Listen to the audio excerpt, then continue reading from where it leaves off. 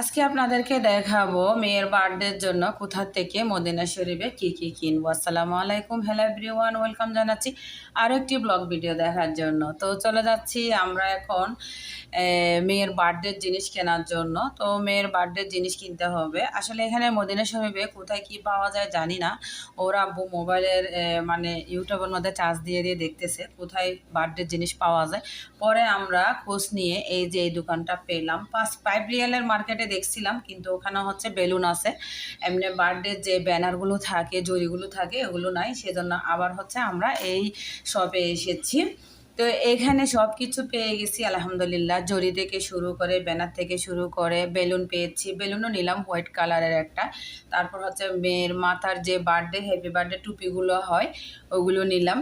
এই যে জরিগুলাই নিয়েছি। আর জরিগুলো হচ্ছে আমাদের দেশে যে জরিগুলো সিস্টেম হচ্ছে একটা একটা ছোট ছোট লড়াতে থাকে, এগুলো মানে জরির পুরোটা লাগাই দিতে হয়। এটা হচ্ছে একটা লড়াতে অনেকগুলো জরি আছে, যেগুলো ঝুলিয়ে দিলে সুন্দর লাগবে।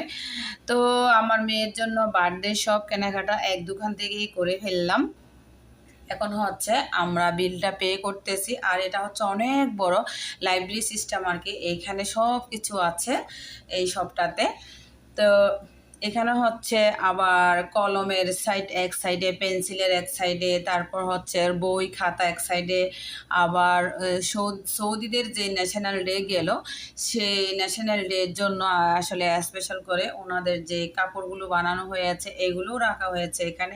আর কতগুলো ফোমের, এগুলো কি আমি চিনতেছি না আসলে। ফোমের মানে মেম্বারের মতো কতগুলো ডিজাইন করা করা আছে, হয়তো ওনাদের কোনো কাজে লাগে এগুলো। তো শপিং শেষ করে বাসায় চলে আসলাম। বাসায় এসে আমার মেয়ে এগুলো এখন বের করতেছে একটা একটা করে। এই যে এই জরিগুলোর কথাই আপনাদেরকে বলেছিলাম, এগুলো হচ্ছে একটা লড়াতে থাকে, একদম পেঁচানো পেঁচানো অনেকগুলো জরি।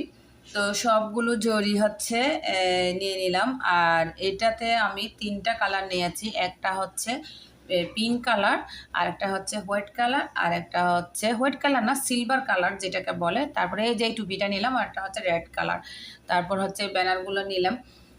আর একটা টেবিল ক্লথ নিয়েছি ছোট, যেটা কেক কাটার জন্য টেবিলের উপর দেওয়া হয় আর কি। শুধু এই একটা টেবিল ক্লথ নিয়েছে 18 রিয়াল।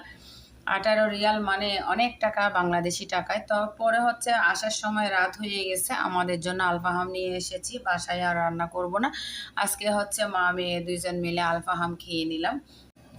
সৌদিতে আসলে কিন্তু এই খাবারটা খাওয়া হয়, এত মজা লাগে আমার কাছে। আর ভাতগুলো হচ্ছে একদম ঝরঝরে, খেতে অনেক মজার। তো অনেক ধরনের সালাদ দেওয়া হয় এটার সাথে। আর এখন হচ্ছে খাওয়া দাওয়া শেষ করে আমি একটু বসেছি, আর আমার মেয়ে খেলনাগুলো নিয়ে খেলতেছে। এগুলো নতুন খেলনা সে নিয়েছে আজকে।